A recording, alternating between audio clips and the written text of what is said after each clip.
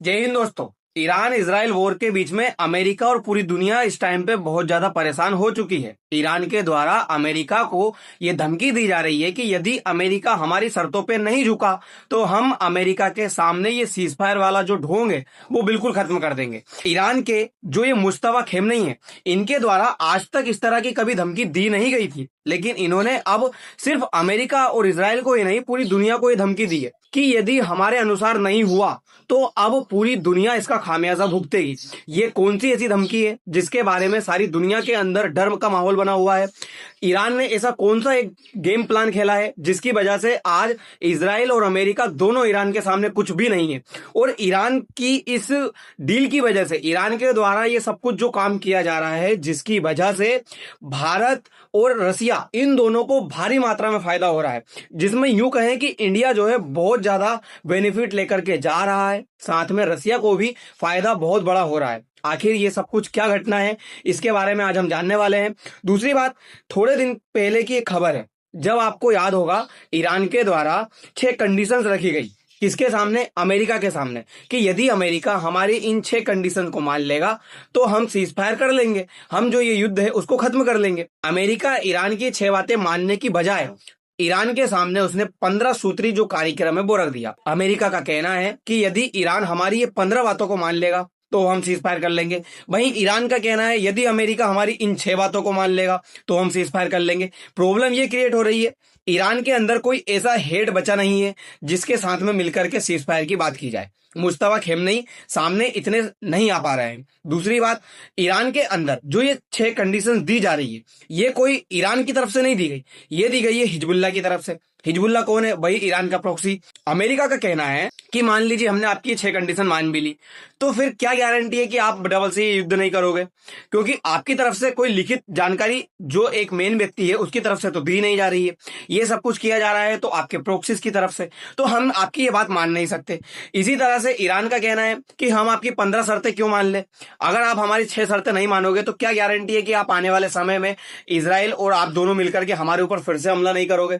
आप तो डबल से हमला कर दोगे। आपको कभी ऐसा एहसास हुआ कि ईरान के पास में न्यूक्लियर वेपन बन रहा है या ईरान कुछ न्यूक्लियर वेपन बनाने का काम कर रहा है, तो फिर आप तो कुछ ना कुछ जो प्रॉब्लम्स है वो क्रिएट कर दोगे। तो ये कुछ ना कुछ आप गारंटी दीजिए, आप हमारी जो शर्तें हैं उनको मानिए, उसके बाद में ही हम आपके साथ में जो युद्ध है वो विराम करने की कोशिश करेंगे। अब ईरान की तरफ से धमकी क्या दी गई है? तो ईरान की तरफ से धमकी इस तरह की दी गई है, आप जरा इस मैप को समझिए।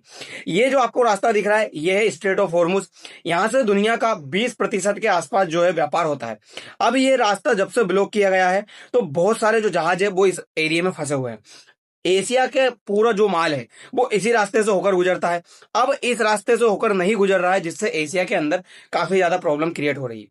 फिर आप चाहे जापान के अंदर देखिए, जापान के अंदर ऑयल की प्राइस बहुत ज्यादा बढ़ चुके हैं। इंडिया के अंदर भी देख लीजिए, ऑयल और गैस के जो क्राइसिस है वो कहीं ना कहीं नजर तो आ रहे हैं।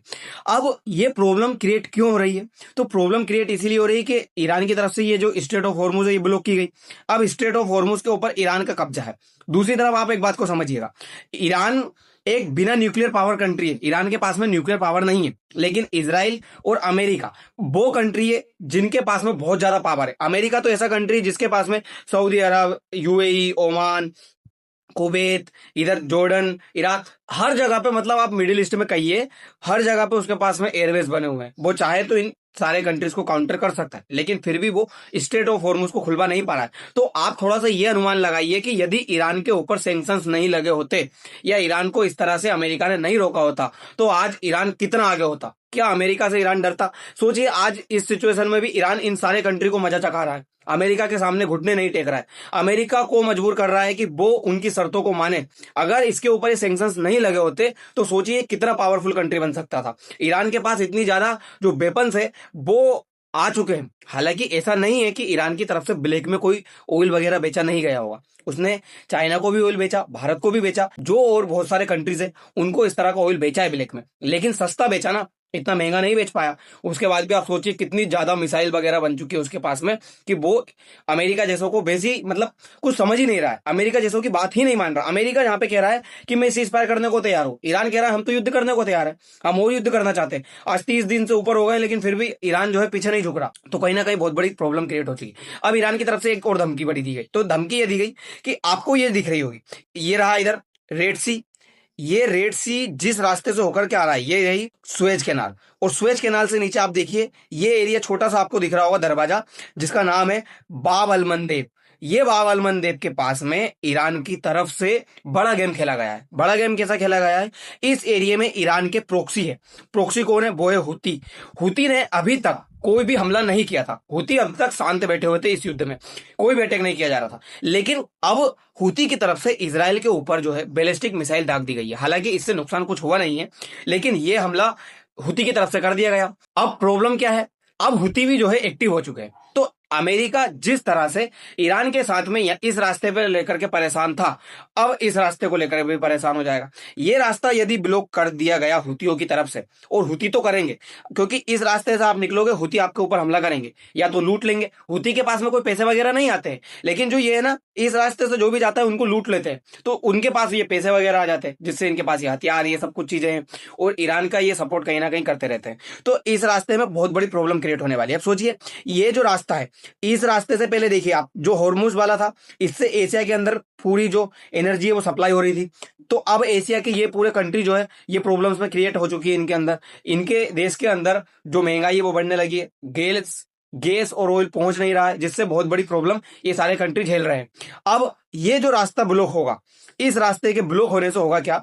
ये जो मान लीजिए इस एरिया से आ रहा था, मेडिटेरियन सी से होता हुआ, रेड सागर से होता हुआ, ये जो अरब सागर में एशिया का पूरा जो माल है वो आ रहा था, यहां से कोई भी जो ऑयल वगैरह है वो इस एरिया से जा रहे थे, तो ये यूरोप को पूरी तरह से ब्लॉक करेगा। यूरोप वाला जो एरिया है वो अब तरसेगा ऑयल को लेकर के। लेकिन आपके मन में एक सवाल उठेगा कि ऑयल को लेकर के क्यों तरसेगा? अमेरिका है ना इनकी सपोर्ट करने के लिए। अब आप थोड़ा सा आगे ये समझिएगा कि अमेरिका इनकी हेल्प नहीं करेगा। उससे पहले आप ये देखिए, ईरान के द्वारा कतर की एक गैस पाइपलाइन है जिसका नाम है रास लफान, उस गैस पाइपलाइन के ऊपर बड़ा हमला किया गया। तो कतर की ये जो गैस पाइपलाइन है ये पूरी तरह से डिस्ट्रॉय हो गई। अब ये डिस्ट्रॉय हुई तो उससे हुआ क्या? दुनिया के अंदर गैस सप्लाई को लेकर के बड़ा समस्या क्रिएट हो गई, जिसमें कतर ने 2 साल के लिए ये जो गैस पाइपलाइन है अब पूरी तरह से बैन कर दी। अब कतर ने बैन क्यों की? कहीं ना कहीं अंदर ही अंदर किसकी हेल्प कर रहा है? ईरान के, क्योंकि ईरान चाहता था कि ये गैस पाइपलाइन बंद हो, दुनिया के ऊपर प्रेशर क्रिएट हो, महंगाई बढ़े, तभी तो इनको समझ में आएगा कि ईरान कितना इंपॉर्टेंट है। तो यही कतर ने कर दिया, 2 साल के लिए पूरी गैस पाइपलाइन बंद कर दी। कतर का कहना है जब तक पूरी तरह से रिपेयर नहीं होगी मैं ये गैस पाइपलाइन चालू नहीं करूंगा, ये गैस रिफाइनरी चालू नहीं करूंगा। तो कहीं ना कहीं ये जो हेल्प है वो उल्टी तरह से कर दी गई है ईरान की। दूसरी तरफ अब आप सोचिए, ये जो नाटो कंट्रीज है आपको दिख रहे हैं, यूरोप के बहुत सारे ये जो कंट्रीज, ये बुरी तरह से अब पिसाने क्यों वाले हैं? क्योंकि इधर से जो मिडिल ईस्ट है, ये इसकी तरफ से ऑयल जाना इनके पास हो गया बंद, स्ट्रेट ऑफ हॉर्मुज बंद हो गई, बाब अल मंदेब बंद कर दिया गया। तो ये पूरे के पूरे जो नाटो कंट्रीज है इनके पास में अब इतना ज्यादा ऑयल वगैरह जाएगा नहीं। कतर ने साफ मना कर दिया कि मैं इनको जो है गैस पाइपलाइन भेजूंगा नहीं। अब इनके पास में वहां से नहीं जाएगा, तो दूसरा ऑप्शन रसिया। अब आप खुद सोचिए, क्या रसिया इनकी हेल्प करेगा? क्योंकि रसिया को इतना ज्यादा जो नुकसान हुआ है यूक्रेन वाले युद्ध में, किस वजह से हुआ है? वो इसी वजह से तो हुआ है, ये सारे के सारे जो नाटो कंट्री है इनकी वजह से, क्योंकि वो यूक्रेन भी नाटो में मिलना चाह रहा था, इसीलिए सब कुछ हुआ। तो रसिया इनकी हेल्प करेगा नहीं। और रसिया हेल्प क्यों नहीं करेगा? क्योंकि इन्होंने रसिया के ऊपर सैंक्शंस लगाए थे पहले कि रसिया के जो भी शिप वगैरह है वो हमारे पोर्ट पे नहीं आएंगे। अब रसिया को आपने ब्लॉक किया तो रसिया आपको ब्लॉक करेगा। पुतिन की तरफ से साफ कह दिया गया कि मेरे पास गैस और ऑयल तो है पर वो यूरोप के लिए नहीं है, नाटो कंट्री के लिए नहीं है। अब ये यहां से धरा गए। फिर आपके मन में आएगा कि यूनाइटेड स्टेट तो है, वो तो हेल्प करेगा, क्योंकि यूनाइटेड स्टेट तो वही है ना जो नाटो है। नहीं करेगा, क्योंकि थोड़े दिन पहले जब इस एरिया में, गल्फ वाले एरिया में काफी ज्यादा प्रॉब्लम क्रिएट हुई थी, स्ट्रेट ऑफ हॉर्मुज को जब पूरी तरह से ब्लॉक किया गया, तो अमेरिका के द्वारा इन नाटो कंट्री से कहा गया कि आप हमारी हेल्प के लिए आइए और स्ट्रेट ऑफ हॉर्मुज को खुलवाइए। तो इन सारे कंट्रीज ने मना कर दिया था कि ये युद्ध आपका है, आपने शुरू किया है और आप ही लड़िए। तो अमेरिका ने यह कहा था कि आने वाले समय में जब भी इन नाटो कंट्री को अमेरिका की जरूरत होगी तो अमेरिका इनकी बिल्कुल भी हेल्प नहीं करेगा। तो अब आप सोचिए, इन नाटो कंट्री की अमेरिका भी हेल्प नहीं करेगा। तो अब ये तो बुरी तरह से फंस चुके हैं। इसमें फायदा किसको हो रहा है? इसमें फायदा हो रहा है इन तीनों कंट्रीज को। इन तीनों कंट्रीज को क्या?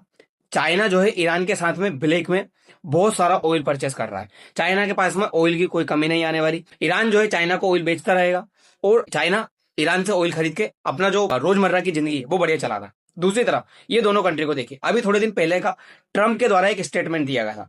ट्रंप का कहना था कि स्ट्रेट ऑफ हॉर्मुज के बंद होने के बाद में दुनिया के अंदर ऑयल के प्राइस काफी ज्यादा बढ़ चुके हैं, तो मैं ईरान और रसिया इन दोनों को छूट देता हूं कि ये दुनिया के अंदर जितना ऑयल बेच सकते हैं बेच ले। तो अभी सोचिए, रसिया जो भारत को $60 प्रति बैरल तक जो ऑयल बेच रहा था, अब वो $30 और प्लस कर दिया उसने, तो अब भारत को वो $100 के आसपास, $90 के आसपास जो ऑयल है वो बेचेगा। तो एक तो महंगा कर दिया, वहां पे बेनिफिट कमाएगा। दूसरा, अमेरिका के द्वारा सैंक्शंस हटा लिए गए, किसी को भी बेच सकते हैं ये, तो किसी को भी बेच के बहुत ज्यादा मात्रा में ये है ऑयल के पैसे कमा लेंगे। तो जो नुकसान रसिया को और ईरान को हुआ है ये वापस से भरपाई कर लेंगे। यहां पे ट्रंप की फॉरेन पॉलिसी पूरी तरह से फ्लॉप मार चुकी है, फेल मार गई है।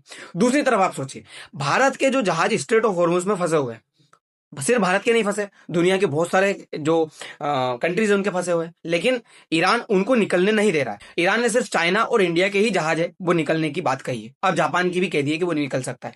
तो भारत जो दूसरे कंट्रीज के जहाज है वो भी खरीदने लगा है, भारत के पास में पैसे हैं, भारत ने इनके जो जहाज है वो खरीदना शुरू कर दिया। अब इन कंट्रीज के जहाज खरीदने से होगा क्या, ये स्ट्रेट ऑफ हॉर्मुज से हमारा जो जहाज फंसा हुआ था वो तो निकल के आएगा ही आएगा, दूसरे जो कंट्री के जहाज है वो भी हम खरीद के हमारे पास बुलवा लेंगे, जिससे हमारे पास में ऑयल बहुत ज्यादा आ जाएगा। अब ऑयल आ जाएगा, उस ऑयल का हम क्या करेंगे, उस ऑयल को हम रिफाइन करेंगे। रिफाइन करने के बाद क्या किया जाएगा, यूरोप में इसी ऑयल को बेचा जाएगा और भारत फिर उससे भारी मात्रा में पैसा कमाएगा, क्योंकि यूरोप के पास में तो अब कुछ ऑप्शन बचा ही नहीं है। यूरोप तो फंस चुका है, ना अमेरिका उसकी हेल्प कर पा रहा, ना मिडिल ईस्ट कंट्री, ना रसिया।